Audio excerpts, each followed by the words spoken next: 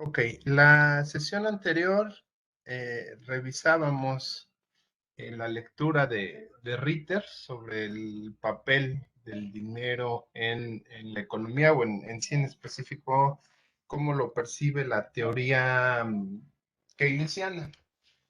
De acuerdo con este escrito, Ritter menciona que pues se podría entender que existen tres modelos keynesianos de análisis. Él los nombra como los modelos A, B y C. Y bueno, él explica primeramente que el modelo A es el modelo que más se utiliza, sobre todo en la crítica justamente al keynesianismo, ¿no? Estamos hablando del modelo keynesiano simple y en este modelo keynesiano simple, que es de donde parte la famosa ecuación que vemos en muchas de las materias a lo largo del semestre, pues tenemos justamente esa ecuación donde tenemos que el ingreso va a ser igual al consumo más la inversión más el gasto, que en este caso lo establece el propio gobierno, ¿no? O el Estado. También mencionamos que ya cuando hablamos de una economía abierta, pues incorporamos justamente el comercio exterior, que serían exportaciones menos importaciones y pues a manera didáctica, casi siempre encontramos que el comercio exterior se encuentra equilibrado, ¿no? Por esa razón, entendemos entonces que podríamos, incluso para este estudio en específico, prescindir justamente del comercio exterior y dedicarnos a las tres variables importantes que son las variables internas, ¿no? Que serían el consumo, la inversión y obviamente el gasto, entendido como aquella participación del Estado que obviamente va a buscar fomentar el ingreso en general. Ok, de acuerdo con este modelo, pues también entendemos, en este modelo simple, entendemos que solamente el consumo es la única variable endógena, quiere decir que es la única variable que se va a estar alterando o modificando. En este caso, bueno, pues va a estar, una parte del consumo va a estar en función del propio ingreso, lo que quiere decir que a mayor ingreso, pues nosotros esperaríamos que el consumo creciera más, ¿no? Y encontraríamos una especie de círculo virtuoso. ¿Por qué? Porque si crece entonces el consumo, entenderíamos que al final del ejercicio volvería a crecer de nuevo el ingreso. Bueno, en este modelo, pues, tanto el gasto como la inversión se consideran variables exógenas, quiere decir que son variables que están dadas, que no tienen ninguna,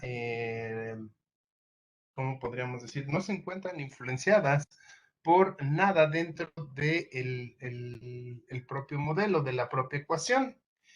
Y por lo tanto, si la inversión y el gasto son variables exógenas, pues entenderíamos que realmente, en este caso, la forma en la cual podríamos incrementar el ingreso, que es lo que estaríamos buscando, ocurre a través de un incremento en el gasto, ¿no? Entonces entendemos que, que en sí el gasto que ejerce el gobierno, pues resulta, de acuerdo con este modelo, resulta benéfico, pues incremento en el gasto automáticamente incrementa el ingreso. Y con esto, bueno, pues estaríamos nosotros justificando el uso de la política fiscal. Mientras que en el caso de la política monetaria, pues vemos que no hay ninguna influencia del dinero. Entenderíamos entonces que única y exclusivamente en este modelo keynesiano simple, el dinero conserva su neutralidad y su función primordial de medio de cambio. ¿Hasta aquí alguna duda, algún comentario que tengan? ¿Todo quedó claro? Avanzamos entonces. El siguiente modelo que nos habla Ritter es el modelo B, el que él considera es el modelo más ortodoxo del keynesianismo, pues es justamente el modelo que realmente Keynes plantea dentro de su obra que se llama la teoría general, ¿no? ¿Qué características vamos a encontrar o qué diferencias vamos a encontrar con el modelo A? Primeramente, que es un modelo más robusto y en este caso, primeramente Keynes va a suponer que en el mercado de dinero la gente va a tomar decisiones entre demandar dinero, entendido como aquel dinero que emite el Banco Central, o bien los billetes y monedas que tenemos en circulación. Y si no quiere ese dinero, entonces va a buscar adquirir bonos. Los bonos obviamente lo va a hacer con la intención de tener algún tipo de rentabilidad futura, ¿no? Entonces, bueno, si hoy no quiero gastar, pues entonces mejor invierto en bonos, obviamente esperando tener un rendimiento a posteriori y con eso incrementar mi consumo futuro. ¿Qué otra cosa es importante en este modelo? Bueno, pues lo importante es que justamente en el caso de la inversión, pues ahora lo va a considerar que la inversión también es una variable exógena. ¿Qué quiere decir eso? Que entonces la inversión sí va a depender justamente de lo que ocurre dentro del propio modelo. Y entonces, si existen variaciones dentro del propio modelo, podemos entender que esas variaciones van a afectar justamente a la inversión. ¿En qué sentido? Bueno, pues en el sentido de la toma de decisiones que tomen justamente o que tengan justamente los propios empresarios que participan en una economía. Entendemos que entonces la inversión o la toma de decisiones entre incrementarla, mantenerla o disminuirla estará en función de dos aspectos principalmente, que sería la tasa esperada de beneficio, la cual obviamente está relacionado, tiene una relación muy directa con lo que Keynes llamó la eficacia marginal del capital. ¿A qué se refiere esta eficacia marginal del capital? Pues es justamente que cuando un empresario notó al poder realizar toda su producción, al poder venderla y tener ingresos y empezar a contabilizar sus ganancias, en ese momento el empresario va a decidir si es conveniente invertir aún más, mantenerse o incluso reducir la capacidad que tiene de producción. ¿Por qué? Porque si las ganancias fueron muy buenas, nos dice Keynes, bueno, pues obviamente el empresario buscará incrementar esas ganancias. ¿Y cómo lo va a hacer?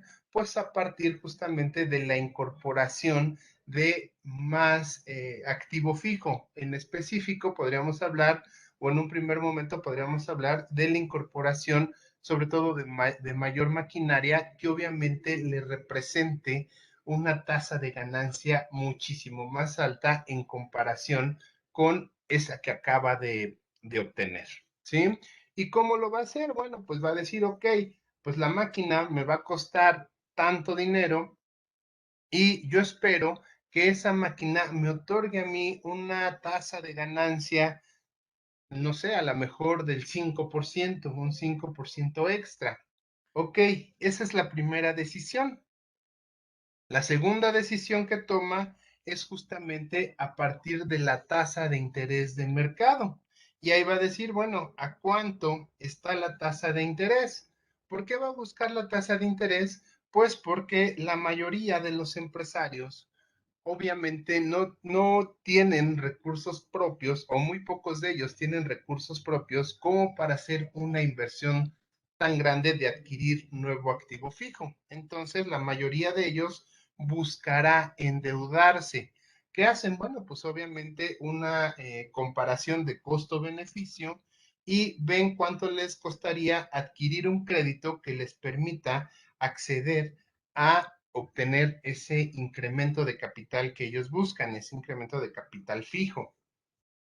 ¿Qué ocurre? Que, por ejemplo, si la tasa de interés está en el 3% y ellos esperan obtener una ganancia de un 5%, pues, digamos rápidamente y de forma aritmética, ellos estarían considerando que tienen un 2% libre de ganancia y tal vez ese 2% los motive, obviamente, a endeudarse para adquirir esa nueva máquina.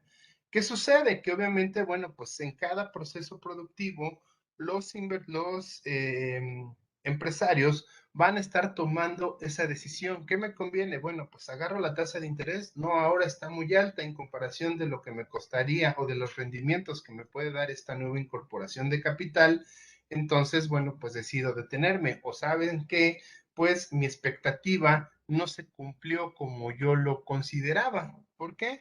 Pues porque a lo mejor yo consideraba una tasa de ganancia de cierto nivel y probablemente no la alcancé por la razón que haya sido. Entonces, esa situación en la cual yo veo una cierta adversidad, yo como empresario veo una cierta adversidad, pues entonces me va a hacer que el siguiente ciclo a lo mejor yo ya decida no invertir o incluso llegar a una parte de desinversión, a tratar de vender mis activos porque siento que tengo muchísima capacidad ociosa. Eso es lo que observa Keynes y dice, bueno, esas decisiones obviamente van a estar haciendo que existan variaciones en la inversión. Por lo tanto, este modelo sí considera la inversión también como una variable eh, endógena, al igual que el consumo. ¿Alguna duda hasta aquí? ¿Queda claro? Ok, ya avanzo entonces. Podemos decir entonces que la inversión entonces estará en función de la eficacia marginal del capital y de la tasa de interés. De la eficacia marginal tendrá una relación directa, una relación positiva, quiere decir que a mayor tasa esperada de ganancia, pues mayor inversión. Y una relación inversa justamente con la tasa de interés, lo que quiere decir que a mayor tasa de interés, menor inversión. Por su parte, nos dice Keynes, bueno, también la tasa de interés ahora va a estar en función de la oferta y la demanda del dinero, ¿sí? Más o menos considera la misma relación que tienen los neoclásicos, aunque ahorita vamos a ver más adelante, él hace algunas adecuaciones, ¿sí? Pero de entrada, bueno, dice la tasa de interés va a depender justamente de la oferta y de la demanda de dinero. Por lo tanto, empezamos a ver que entonces el dinero empieza a perder su neutralidad. Ahorita vemos qué sucede. Vamos a ver del lado de la demanda del dinero, que también él la considera como la preferencia por la liquidez, va a ocurrir por dos razones. O sea, las personas van a demandar dinero por dos razones. Puede ser por demanda de esos saldos monetarios ociosos y entonces, ¿por qué hay esa demanda de saldos monetarios ociosos? Bueno, dice, pues cuando la tasa de interés no es atractiva para los ahorradores, pues entonces los ahorradores van a preferir tener el dinero ahí guardado en sus casas ante la posibilidad de que lo puedan utilizar en cualquier otra cosa, pero el dinero se vuelve un dinero ocioso, algo que obviamente no consideraban los neoclásicos, ¿no? Para los neoclásicos, bajo el supuesto de la racionalidad, no pueden existir saldos monetarios ociosos. En el caso de Keynes dice, bueno, pues si la tasa no es tan atractiva, pues la gente ni siquiera va a tomarse la molestia de acudir, por ejemplo, a un banco a depositar su dinero. Va a preferir, así como lo recibe, va a preferir quedárselo en su casa o va a estar a la expectativa de que probablemente la tasa de interés suba ante la falta justamente de esos ahorros, y ya cuando la tasa de interés suba y sea atractiva, pues entonces a lo mejor ahí sí, ya estas personas que tienen estos saldos monetarios, pues podrán acudir a depositar su dinero a cambio ya de una tasa de interés atractiva. Mientras eso no sea, pues ellos se quedan justamente con su dinero ahí en su casa, ¿no?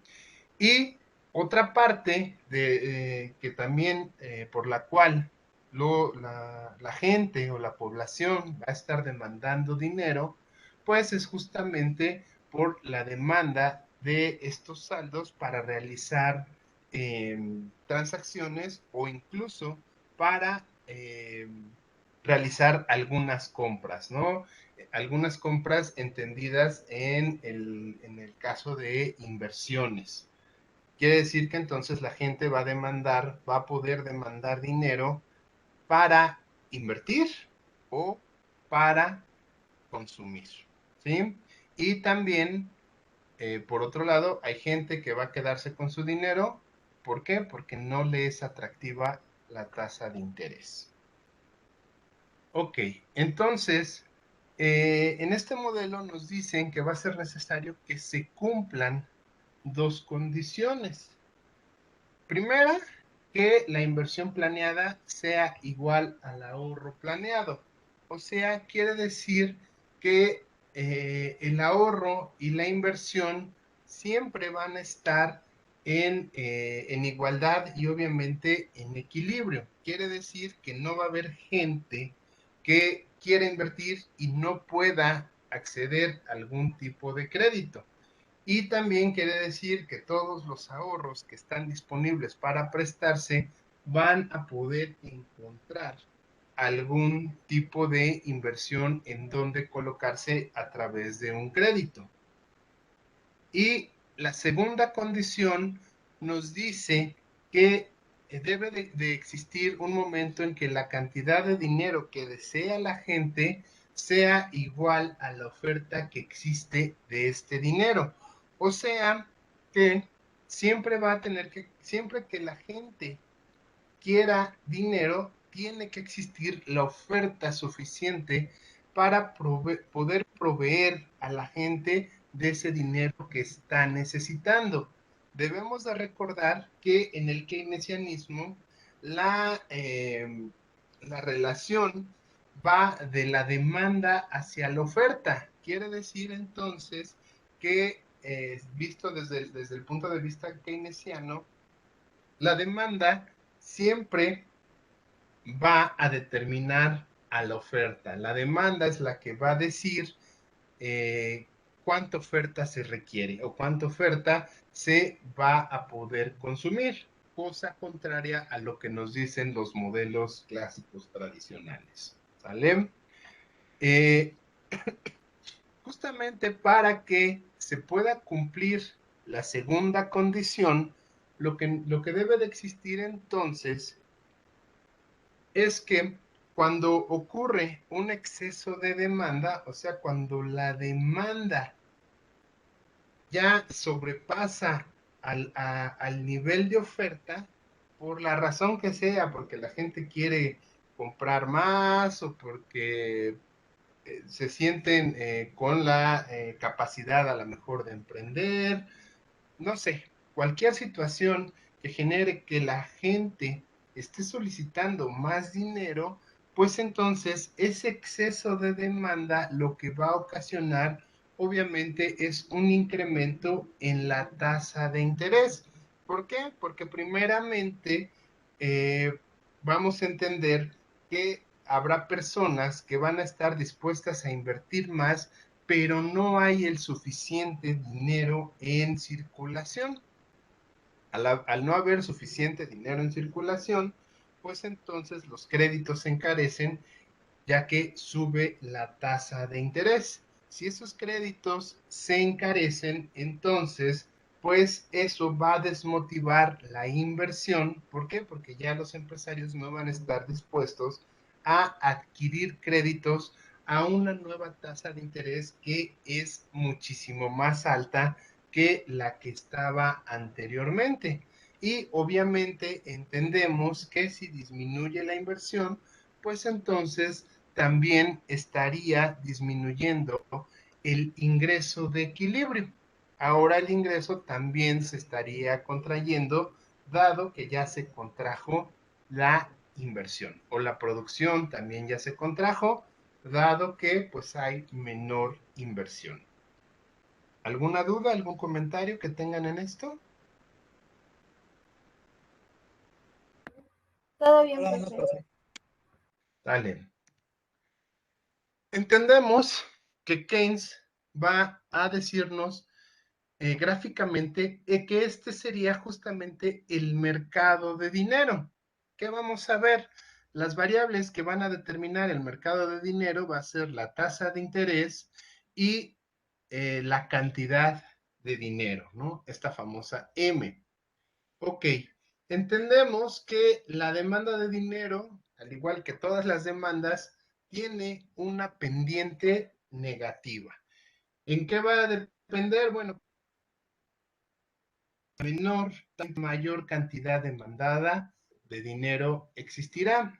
Solamente que en el caso de la oferta monetaria tiene una pendiente vertical.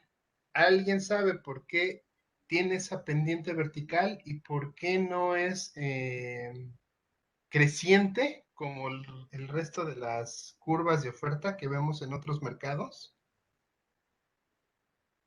¿No es porque ¿Recuerdan? lo fija el Banco Central?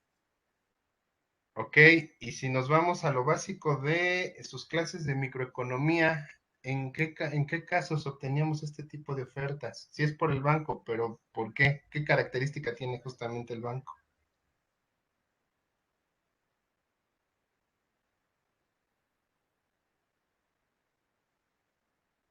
Es inelástico. ¿Controlar la inflación? No, no, no, no, no. A ver, ¿por qué?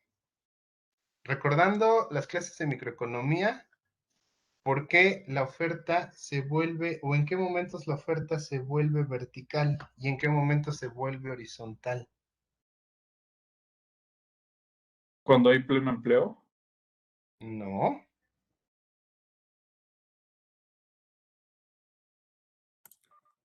Cuando es constante. tampoco.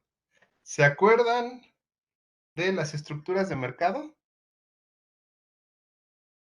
Ah, cuando es monopólica. Exactamente, estamos hablando de un monopolio. En este caso, Keynes considera que el Banco Central es un monopolio. ¿Por qué? Porque es el único que emite dinero. Entonces, él es el que va a determinar cuánto dinero puede haber en una economía. Ok, eso sería entonces en situación de monopolio. Para recordar, porque más adelante lo vamos a ver, en las estructuras de mercado, si esto es monopolio, entonces, ¿qué significará? Que ahora la curva de oferta sea totalmente horizontal. ¿Qué es lo contrario al monopolio?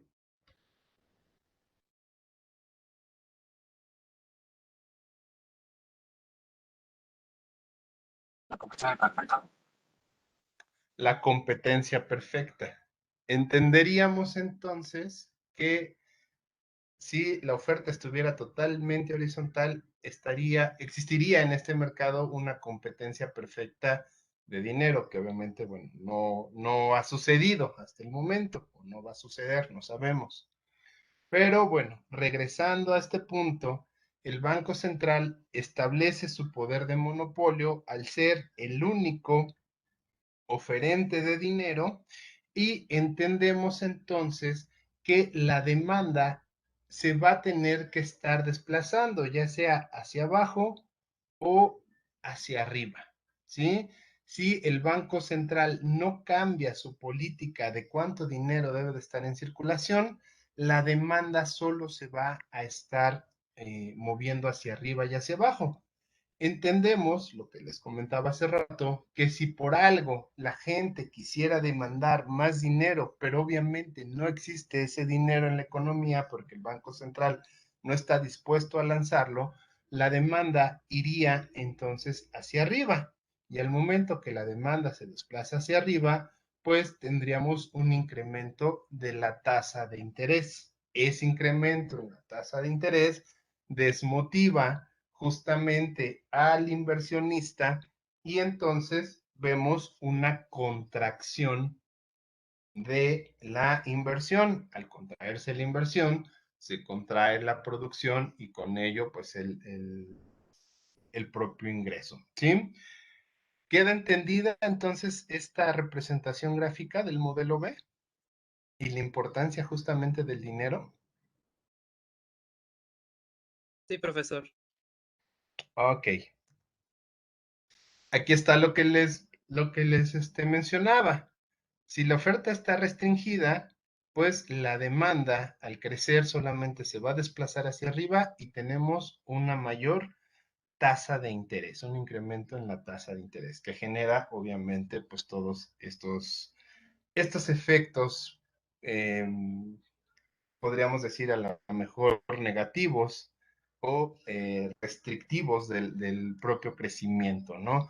Debemos también de entender que Keynes está suponiendo que no estamos en pleno empleo y que tenemos capacidad ociosa. O sea, Keynes dice, todavía se puede crecer más el producto. ¿Por qué? Porque todavía hay capacidad ociosa, todavía hay máquinas que no están trabajando al 100 y todavía hay personas que están dispuestas a contratarse a los sueldos vigentes y no encuentran trabajo. Por eso entenderíamos que esta restricción del Banco Central de mantenerse justamente en el mismo nivel, lo que genera es un efecto negativo, o sea, se está contrayendo la producción y se está contrayendo el nivel de ingreso y eso, pues obviamente agrava la situación, ya sea de recesión o de crisis que pudiera estar viviendo una economía. Y si no la estaba viviendo, pues es probable que empezara a haber ciertos problemas de recesión. ¿Sale? Ok. ¿Qué nos dice Keynes? Bueno, si la demanda entonces de dinero creció, lo que debería de hacer el Banco Central en una situación obviamente de optimización y de crecimiento del ingreso, pues es justamente emitir aquella cantidad de dinero que se requiere, que está demandando realmente la gente, y si ellos hacen eso, si el Banco Central emite esa cantidad de dinero, pues incluso podría darse el lujo incluso de emitir un poco más. Y si emite un poco más, dada la euforia de la gente de demandar mayor dinero, pues entonces incluso podríamos ver una reducción de la tasa de interés y esa reducción justamente de la tasa de interés es probable que incentive todavía más a los empresarios a invertir más. ¿Por qué? Pues porque la tasa de interés es todavía más barato. Tener un crédito resulta todavía más barato y es más posible que aquellos empresarios que querían invertir pero que no les convencía la tasa de interés, ahora sí tengan un motivo para poderlo hacer, ¿no? Entonces dice, en estos casos, pues la política monetaria se llega a justificar. De nuevo repito, entendiendo que todavía existe la probabilidad de seguir utilizando aquellos recursos que se encuentran ociosos.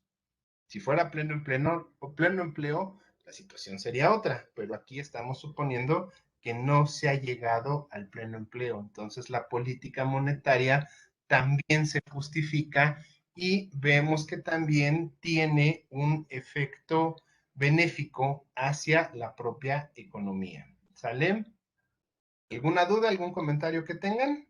¿Queda claro entonces este modelo? Bueno, hasta dónde vamos ahorita con este modelo. Queda claro, profe. Ok. Entendemos que entonces Keynes va a justificar el uso de la política monetaria expansiva, o sea, es justamente la emisión de mayor dinero en circulación con la finalidad de que efectivamente la oferta vaya a satisfacer a la demanda de dinero. Incluso dice Keynes, existen tres políticas que puede tomar el Banco Central, tres políticas monetarias que el Banco Central puede tomar. Al ser el único emisor de dinero, bueno, entonces puede emitir justamente o exactamente la cantidad de dinero que la sociedad le demanda y mantendría una tasa de interés al mismo nivel.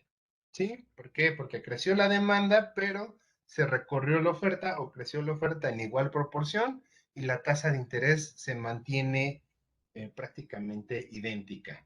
Esa es una opción.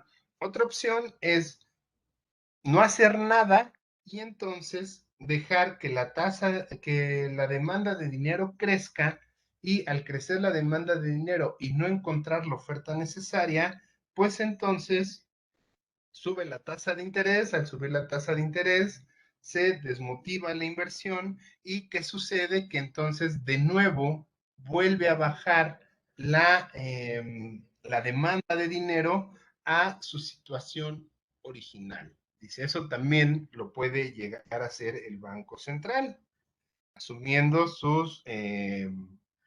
pues asumiendo todo lo que tenga que asumir, ¿no? Todos los efectos que tenga que asumir. O la tercera opción que puede utilizar el Banco Central es justamente lo que veíamos hace rato, emitir incluso un poco más de dinero del que la demanda le solicita con la intención de bajar aún más la tasa de interés. Eso obviamente nos dice Keynes, bueno, debe de requerir obviamente un estudio previo donde el Banco Central esté consciente del nivel de capacidad ociosa que existe.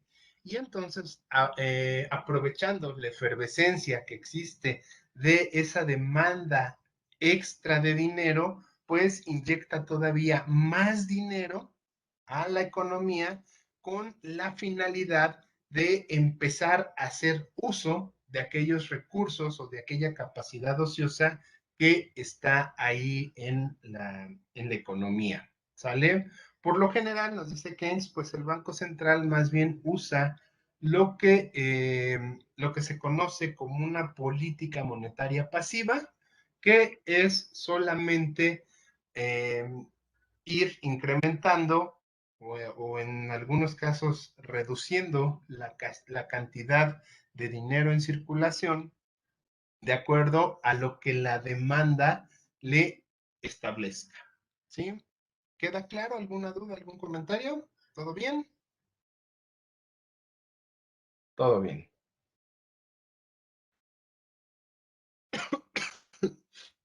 Eh, entendemos entonces que la política monetaria agresiva va a generar condiciones de un incremento en el nivel de ingreso. ¿Cómo lo vemos?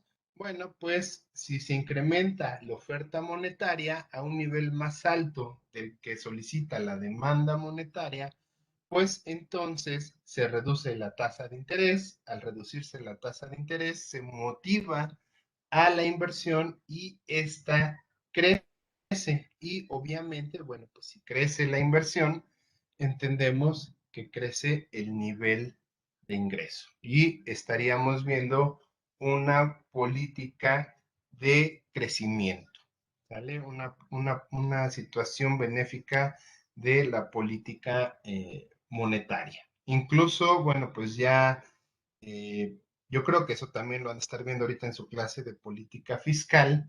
Keynes nos dice que un mejor funcionamiento de la economía es justamente el trabajo conjunto entre política fiscal y política monetaria. Quiere decir que si los dos trabajan de la mano, pues es más probable, perdón, que, eh, que la economía crezca de forma favorable, ¿sí? Entendiendo de que siempre va a existir la capacidad ociosa. Ok.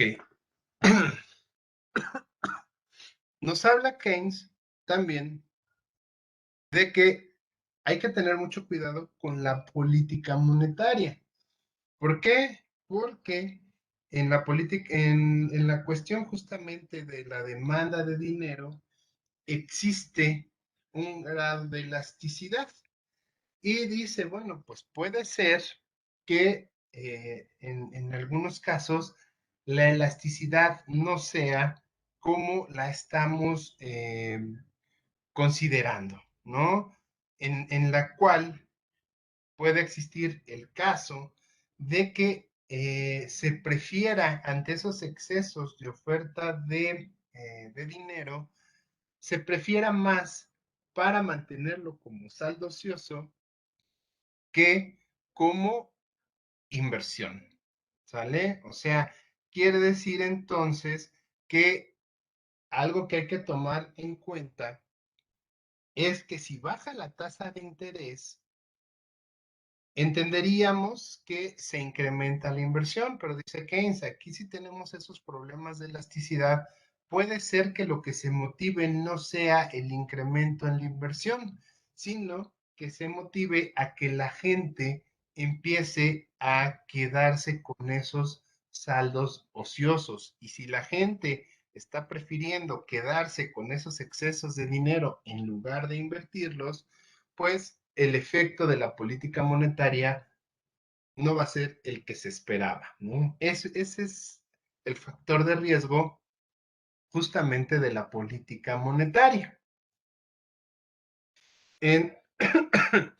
Entendemos entonces que, como dice el ejemplo, si tenemos, por ejemplo, los saldos ociosos son los que realmente son muy elásticos a la tasa de interés y la inversión no es tan elástica, pues entonces esa bajada de la tasa de interés lo único que va a generar es obviamente atesoramiento de dinero y los créditos por más baratos que estén en el mercado no serán aprovechados.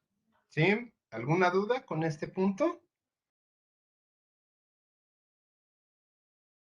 Ok, avanzamos.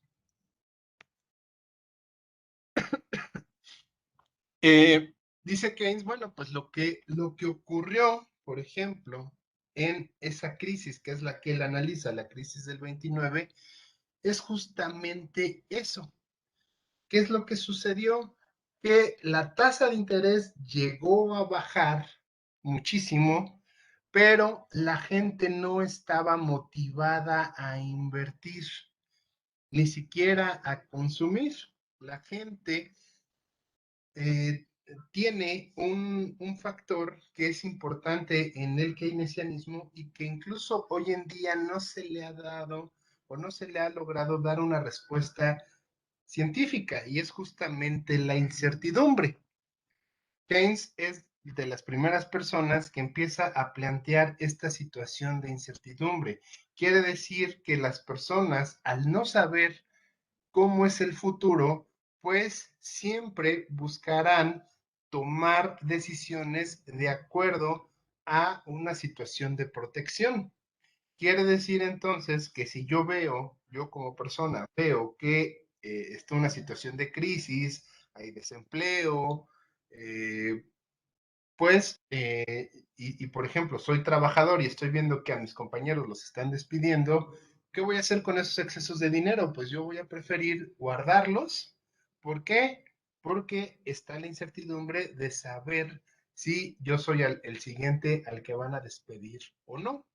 Obviamente eso va a contraer el consumo, y al contraerse el consumo, pues en el caso del empresario, también se da cuenta de que sus productos no se están realizando y entonces, pues tampoco está motivado a invertir más. ¿Por qué? Porque sabe que pues aunque invierta más y pueda producir más, sus productos no los van a estar comprando. Y también ese dinero extra que puede estar recibiendo puede ser incluso a partir de algún programa público o cualquier otra razón que le esté haciendo llegar ese dinero, pues tampoco va a ser utilizado en una situación productiva.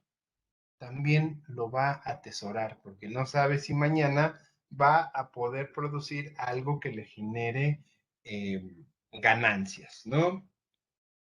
Esta situación de crisis, nos dice Keynes, si nosotros la aplicamos a la ecuación de Fisher, lo que estaría generando es que esos incrementos en la oferta monetaria se van a compensar con una reducción en la velocidad del dinero. ¿Qué quiere decir? Bueno, pues sí, hay más dinero en la economía, pero ese dinero va a circular cada vez menos.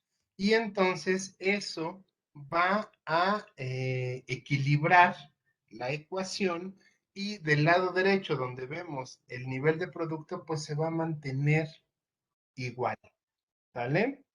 ¿Qué va a haber? Hay más dinero, pero hay menos personas que lo están utilizando. Por ahí alguna vez me preguntaban de que qué forma se podía cambiar la velocidad y yo les comentaba y ahora, bueno, pues podemos usar el mismo ejemplo, ¿no? Por lo general la velocidad cambia cuando estamos en situaciones extremas, como este caso, una situación de crisis donde la gente no quiere gastar por la incertidumbre que existe en ese día, en ese momento, o bien, bueno, pues a lo mejor la velocidad puede incrementarse si es que existiera algún factor que generara en la gente esa euforia de querer estar utilizando el dinero lo más rápido posible, ¿no? Como a lo mejor ocurrió al principio de la pandemia. Al principio de la pandemia, la velocidad del dinero se incrementó. ¿Por qué? Porque la gente empezó a hacer compras de pánico.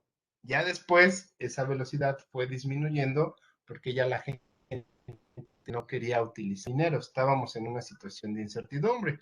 Y ya podríamos decir que hoy en día, que ya medio entendemos cómo funciona esto de la pandemia, empezamos a recuperar ciertos niveles normales del flujo del dinero. ¿Sí? ¿Alguna duda, algún comentario que tengan? ¿Queda claro en qué casos sí y en qué casos no sirve la política monetaria de acuerdo con Keynes? ¿En qué casos cambia la velocidad?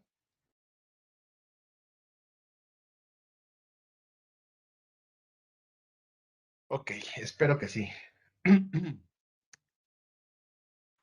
Esta situación en la cual la gente entonces está guardando ese dinero que se está emitiendo de más o que pudiera llegar a emitir de más el Banco Central es lo que se conoce como la trampa de liquidez. ¿Por qué? Porque ese exceso de dinero o esa cantidad de dinero, pues eh, está representando en la demanda que se vuelve elástica, pero justamente en la cuestión de mantener saldos ociosos. ¿Y qué va a pasar con la demanda de dinero? Pues la demanda de dinero que tenía una pendiente negativa en una situación, digamos, de normalidad, de repente se va a volver totalmente horizontal. O sea, quiere decir que llegará un momento donde la tasa de interés ya no va a poder bajar más y el, y todo el dinero extra que esté en circulación, la gente lo va a seguir demandando, ¿sí? Por lo tanto, aquí vemos que ante esa situación, pues la política monetaria va a resultar estéril, o sea, no va a funcionar de nada. En esa situación, entenderíamos que, bueno, pues las personas solamente están acaparándose el dinero, pero no le están dando ninguna utilidad. ¿Cómo queda entonces la gráfica? Bueno, pues la gráfica en trampa de liquidez queda de esta forma. Vemos que en una situación normal la demanda de dinero va llevando su pendiente negativa, pero justamente llegará a un nivel de una tasa de interés donde la tasa de interés ya no puede bajar más, ya llega un límite en la tasa de interés. Podríamos entender a lo mejor una tasa de interés cero, como la que ha mantenido Estados Unidos, o de 0.5, 0.25, cosas así muy pequeñitas. Y en esa situación, un incremento en la oferta monetaria, pues no tiene ningún otro efecto ni contra la demanda, ni en la cuestión de incrementar o de fomentar a la inversión y con ello de fomentar o de generar más bien un incremento en el nivel de ingreso. ¿Sí? El Banco Central entonces siempre tendrá que estar muy atento en esta cuestión para saber si es posible o no utilizar algún tipo de política monetaria expansiva, o sea, de meterle más dinero a la economía. ¿Alguna duda, algún comentario con la trampa de liquidez? Profe. Ok, esto digo, ya también creo que lo vieron en sus clases de macro keynesiana, ¿no? Entonces ya no es muy ajeno a ustedes. Ok, entendemos, dice Keynes, que mientras no se alcance el pleno empleo, ni estemos en las condiciones extremas de depresión como se venían viendo en el 29, entonces, bueno, pues la política monetaria se puede utilizar de una forma adecuada para poder incrementar el nivel de producto. Y entendemos que, dice Keynes, por lo general, un incremento en la oferta monetaria, manteniendo constante la velocidad, obviamente porque estamos hablando de una situación de normalidad, sí es probable que llegue a incrementar el nivel de precios, pero el efecto de este crecimiento de la oferta monetaria realmente va a generar un incremento mayor en el nivel de producto y por lo tanto en el nivel de ingreso. Y a pesar de que el nivel de precios crece, eh, crece en comparación de cómo estaba, ese incremento no es un incremento de la misma proporción del crecimiento de la oferta monetaria como nos lo hace ver Fisher y todos los neoclásicos. ¿Por qué? Porque justamente Keynes lo que dice es la variable del producto. El producto puede crecer más, no estamos en pleno empleo. Si estuviéramos en pleno empleo, efectivamente ocurriría lo que nos dice Fisher, un incremento en la masa monetaria resulta en un incremento igual de proporcional en el nivel de precios. Pero si esta variable, que es el ingreso, que es el producto, está ya no está fija, sino que también puede variar, pues entonces los efectos realmente van a dar sobre el nivel de ingreso. Y esa situación, dice Keynes, bueno, pues puede ser controlable, o sea, las economías pueden permitirse un incremento gradual del nivel de precios siempre y cuando exista la capacidad de que crezca el nivel de producto. ¿Sí?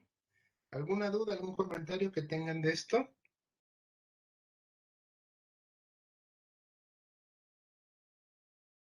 ¿No? Ok. Recuerdo que alguna vez, me parece que fue Leonel, me preguntaba sobre la cuestión del dinero en la escuela estructuralista. El estructuralismo surge en gran parte a partir de esta medida. En el estructuralismo se crea, sobre todo en la cuestión de Latinoamérica, la CEPAL, que toma esa visión estructuralista y surge lo que se conoce como la sustitución de importaciones. Y dentro de las características que tiene esa escuela estructuralista es prácticamente esta relación. O sea, es posible mantener un nivel de inflación creciente, controlada, siempre y cuando los excesos en la oferta de dinero estén destinados al incremento del producto. En el caso, por ejemplo, de México, estamos hablando de México de los 50 hasta más o menos antes de los 80 o a inicios de los 80, esta era una de las políticas que se tenían, ¿no? Incrementar la oferta monetaria con la intención de lograr incrementar el nivel de producto y buscar mantener una inflación que pudiera ser manejable, ¿sí? ¿Alguna duda, comentario? ¿Todo nos queda claro?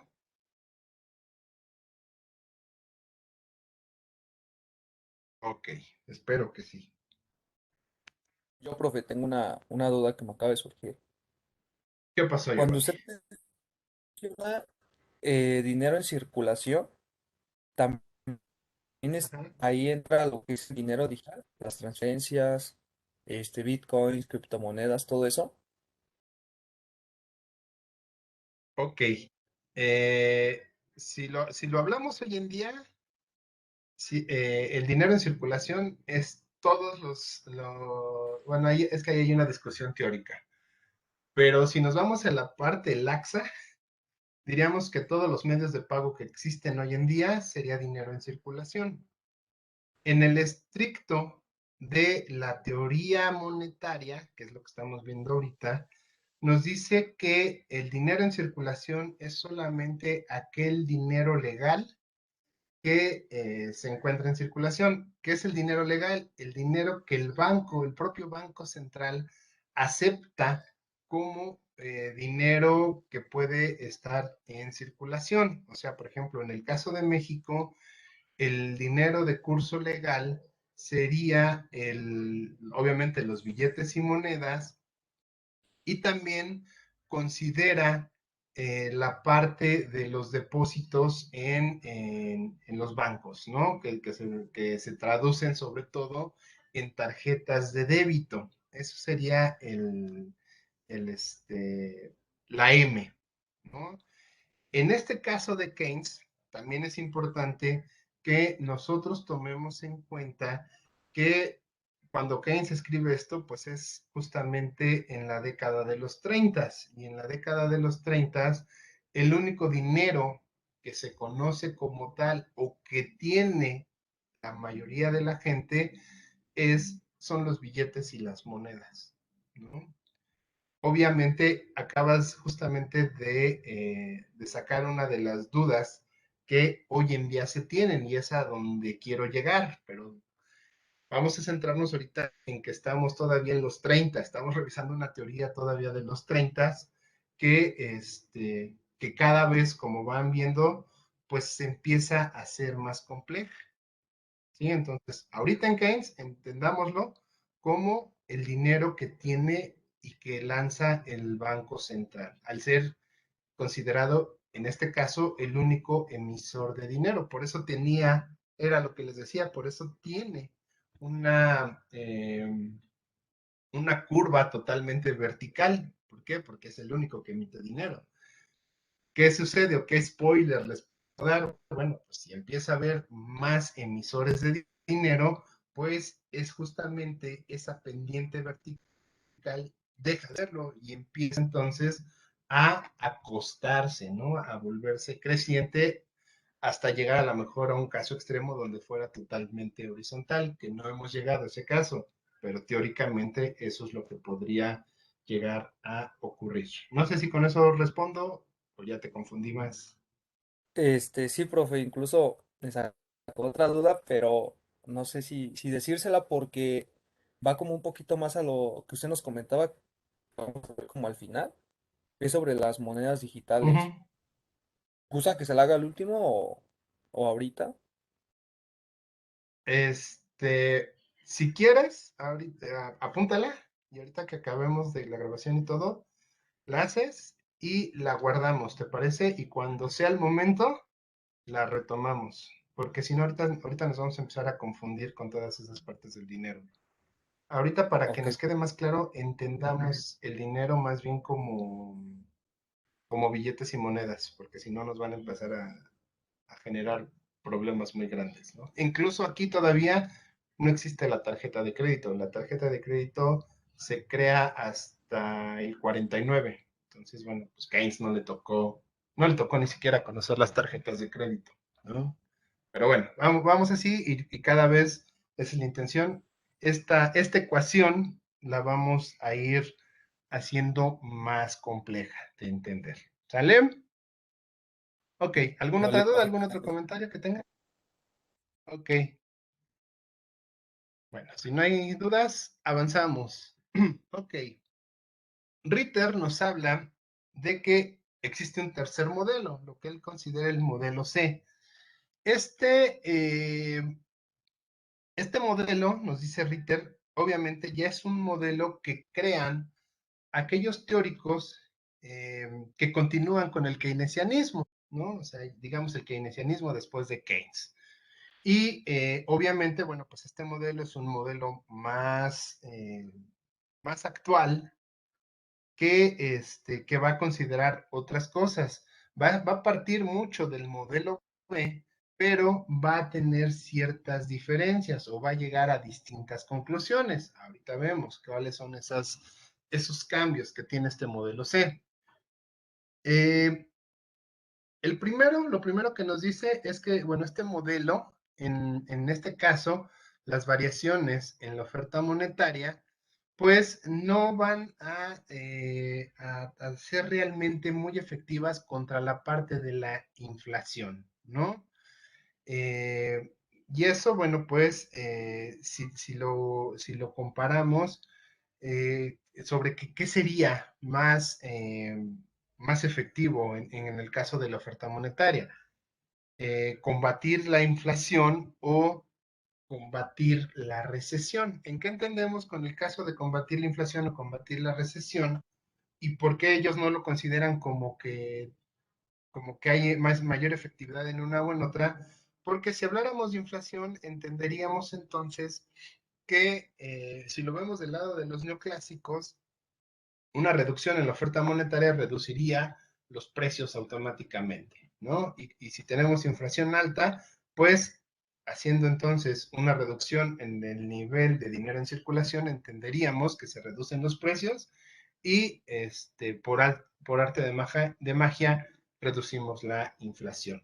En el caso de la recesión, que era un poquito lo que veíamos ahorita con Keynes, pues Keynes nos decía, si nosotros partimos del hecho de que no existe pleno empleo, entonces, y las elasticidades, decirlo de alguna forma coloquial, están bien, o sea, sobre todo la elasticidad de inversión se encuentra bien de acuerdo con la tasa de interés, o existe una elasticidad correcta de acuerdo con la tasa de interés, pues en el caso de Keynes diríamos, pues un exceso de oferta de dinero motivaría a una disminución de la tasa de interés y eso generaría un incremento en la inversión que permitiría el crecimiento del producto, el crecimiento del ingreso y por lo tanto contrarrestar los efectos de la recesión.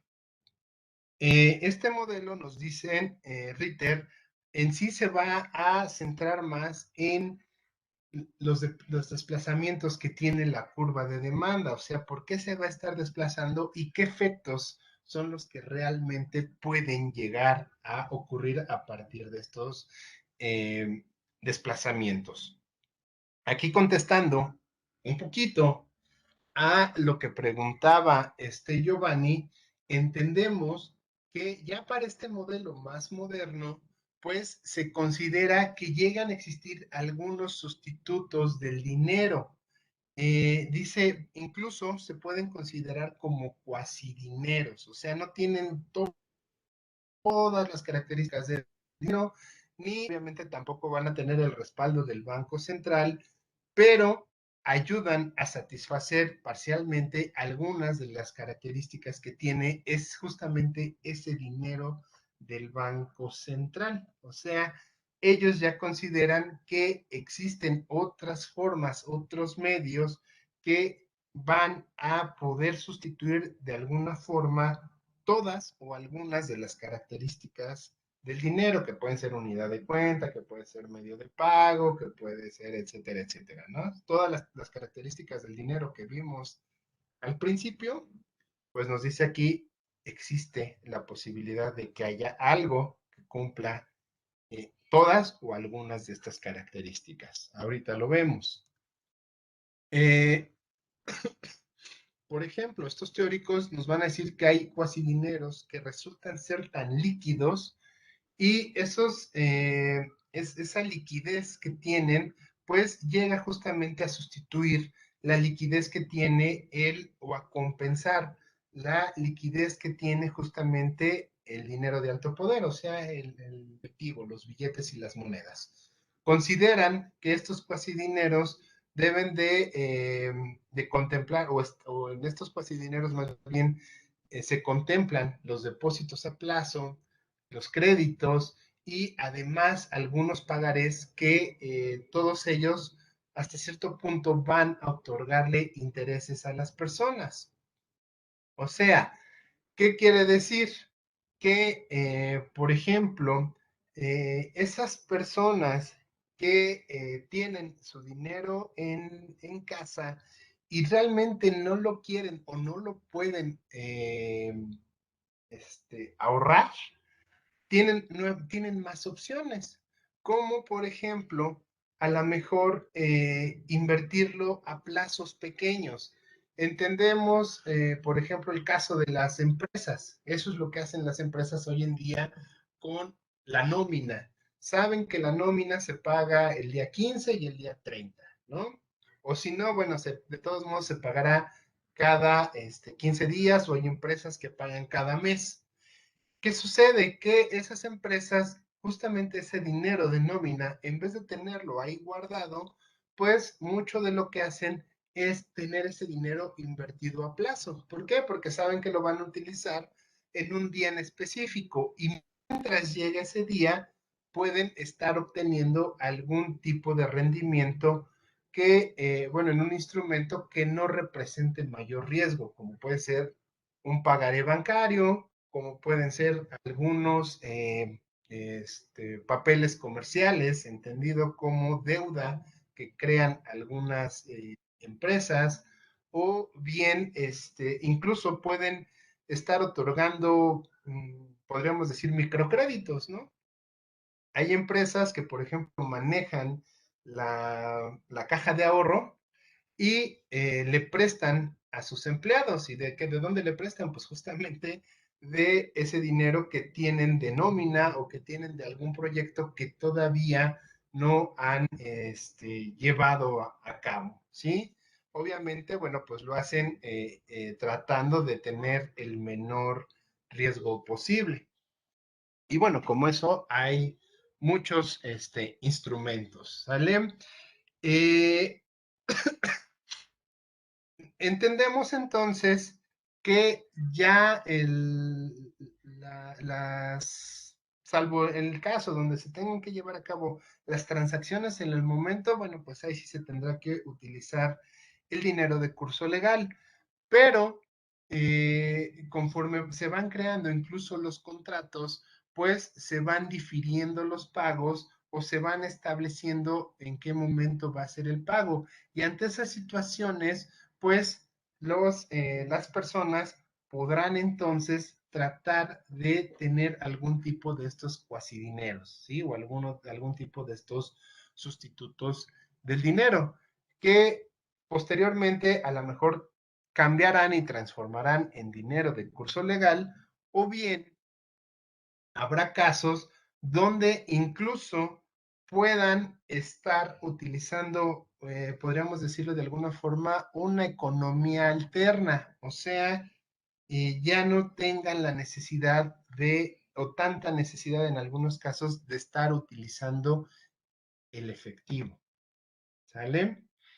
Por ejemplo, hoy en día lo que hacen los bancos, pues es justamente eso, ¿no? Juntan a dos clientes y le dicen, ok, ¿tú quieres un crédito para pagarle a esta persona? Sí, ok, bueno, los dos, si los dos tienen cuenta conmigo, yo como banco lo único que hago es actualizar los estados de cuenta de ambos, pero en ningún momento apareció dinero del Banco Central. En ningún momento hubo efectivo. El banco lo único que hizo fue disminuir de manera contable el dinero que estaba en la cuenta de la persona que va a pagar el crédito, y en el otro lado aumenta esa cantidad en la persona que está recibiendo ese dinero, ¿no? O está recibiendo ese pago. Ok, estos teóricos entonces consideran justamente todo este tipo de situaciones.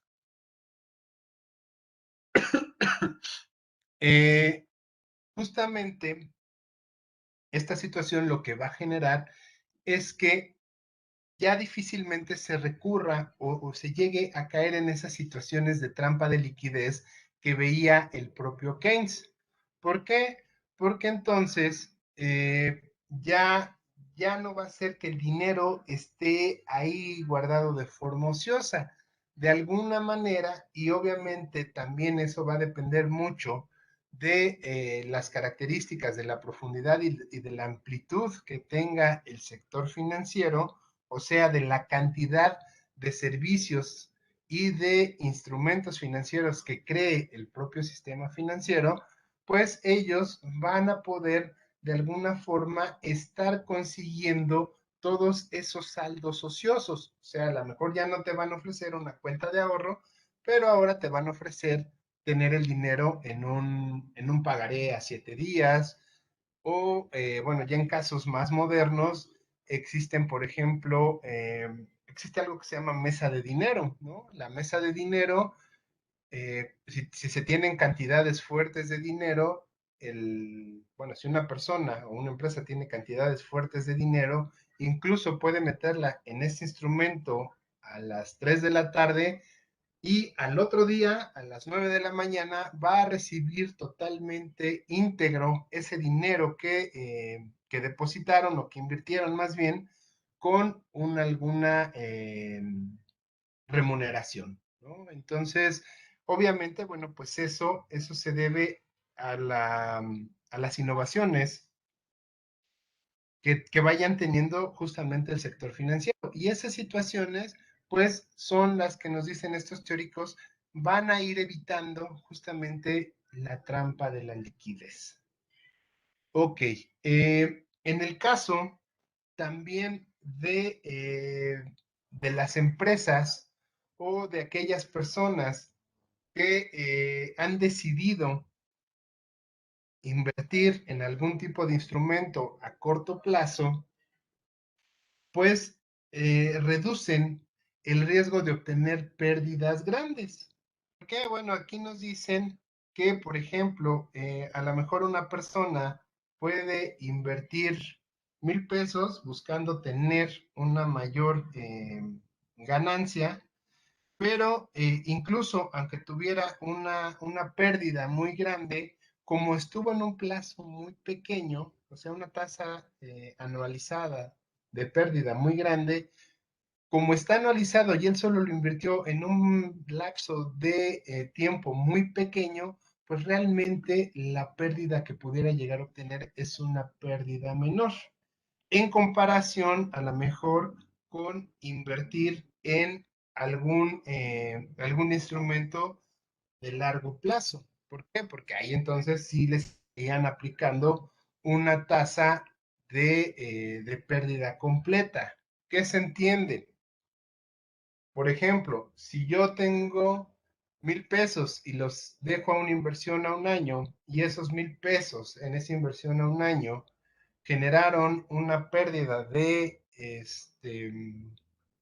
10%, quiere decir que después de un año de mis 1,000 pesos, yo solamente voy a tener 900 pesos. Pero si esos 1,000 pesos nada más los invertí a lo mejor durante 5 días, pues aunque la pérdida anualizada sea del 5%, a mí solamente me corresponde la pérdida de la parte proporcional de 360, de 5 entre 360, y bueno, pues a lo mejor de 1,000 pesos yo estaría recibiendo a lo mejor 999 pesos, ¿no? O sea, nada más perdí un peso. ¿Por qué? Porque realmente invertí muy poco tiempo y dinero, y eso genera que la gente esté más motivada a querer estar adquiriendo este tipo de cuasi dineros, entendiendo justamente la parte de la liquidez, ¿no? O sea, ya difícilmente la gente va a quedarse con dinero guardado en la alcancía y va a estar tratando de buscar estos cuasi dineros que le permiten algún tipo de liquidez muy cercana a la que nos da el dinero en efectivo. ¿Alguna duda, algún comentario? ¿Queda claro esto?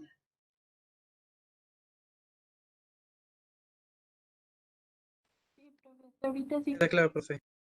Ok.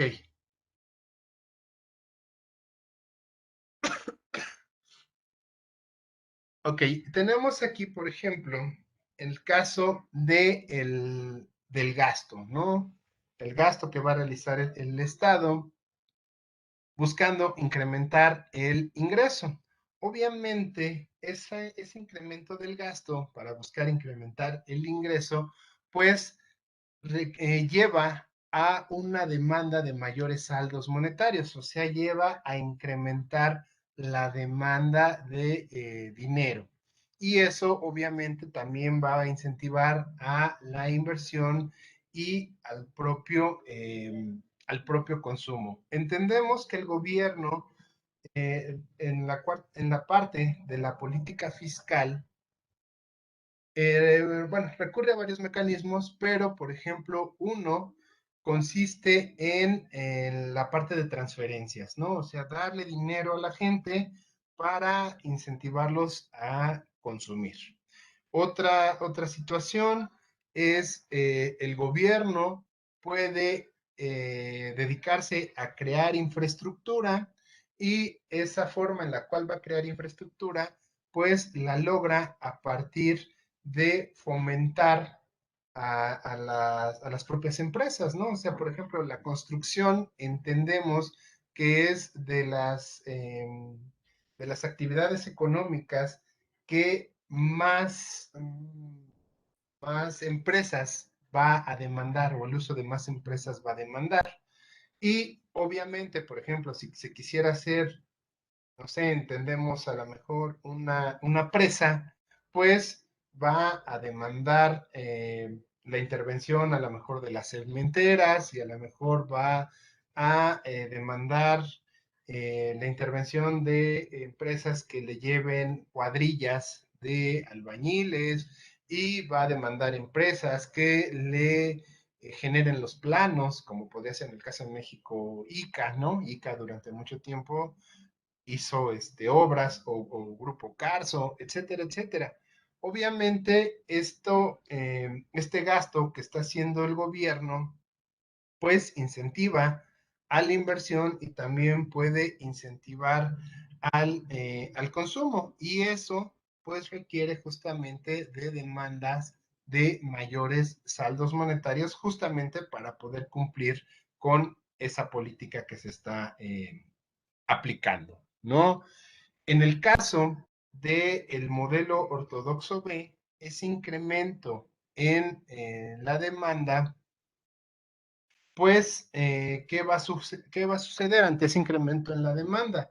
Que si el Banco Central, ejerciendo su poder justamente de monopolista, de ser el único emisor de dinero, al decidir no incrementar esa oferta monetaria ante la necesidad de la demanda de dinero, pues lo que va a ocasionar era lo que veíamos, un crecimiento en la tasa de interés que desincentiva la inversión y también al consumo. Entendemos entonces que en un modelo B, si el Banco Central decide no cambiar la oferta monetaria, pues por más política fiscal que haga el gobierno, no se van a obtener los resultados que que se esperarían o que se quisieran, ¿sí? Sin embargo, en el modelo C nos dice, ok, realmente lo que sucede es que estos cuasidineros le están quitando poder de monopolio al Banco Central o le restan ese poder de monopolio. Quiere decir entonces que ahora ya hay más oferentes de dinero y al existir más oferentes de dinero ocurre lo que les mencionaba anteriormente. Este es el modelo B, donde el único emisor de dinero es el Banco Central, y en este modelo C, ahora la oferta monetaria ya tiene una inclinación creciente. ¿Por qué? Porque ya hay más oferentes. Ya ahora, en este caso, por ejemplo, los bancos pueden ofrecer todo ese dinero que se necesita y que el Banco Central no está dispuesto a dar en la economía. ¿Y qué ocurre? En el modelo B, si se desplaza la demanda de MD a MD', sube la tasa de interés y tenemos problemas de contracción de la economía. Se reduce, a final de cuentas, se reduce el ingreso. En el modelo C, al haber más oferentes de dinero, como pueden ser los bancos, pues entonces ese desplazamiento de la demanda de dinero, esa necesidad de mayor dinero, pues se puede compensar de alguna forma con créditos que otorgan los bancos o las instituciones financieras. Y si nosotros observamos, a pesar de que pudiera llegar a haber un incremento de la tasa de interés, pues ese incremento es menor que si solamente existiera el caso donde el Banco Central es el único oferente. ¿Sale? ¿Queda claro? ¿Alguna duda, algún comentario que tengan de esto?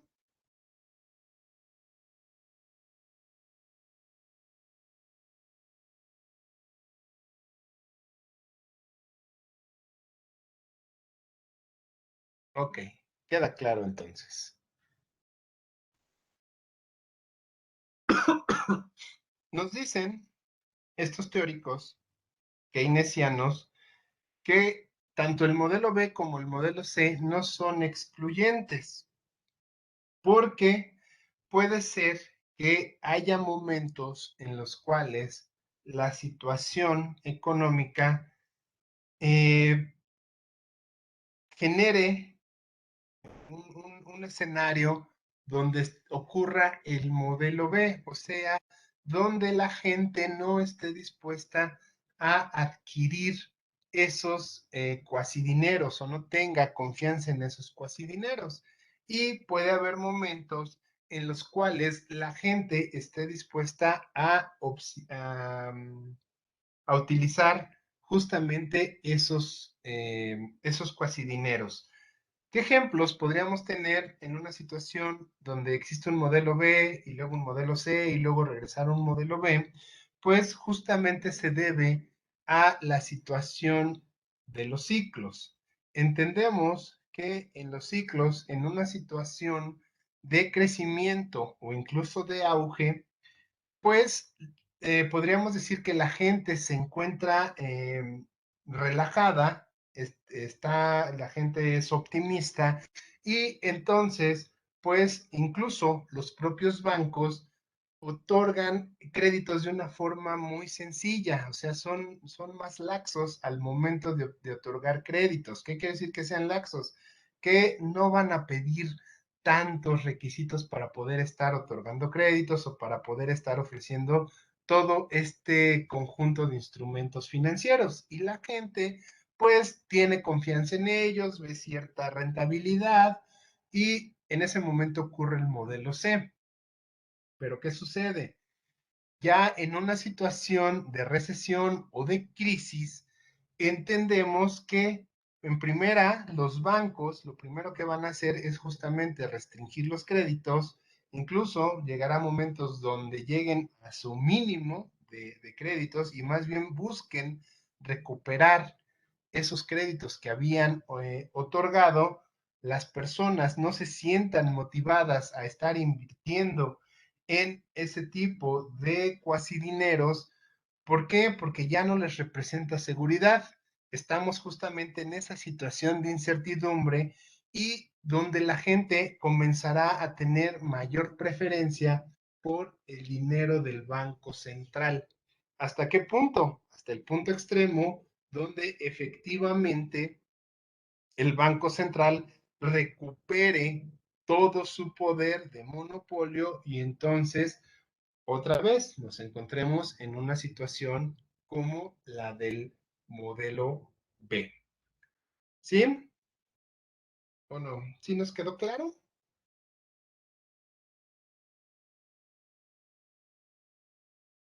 Sí, profe. Ok.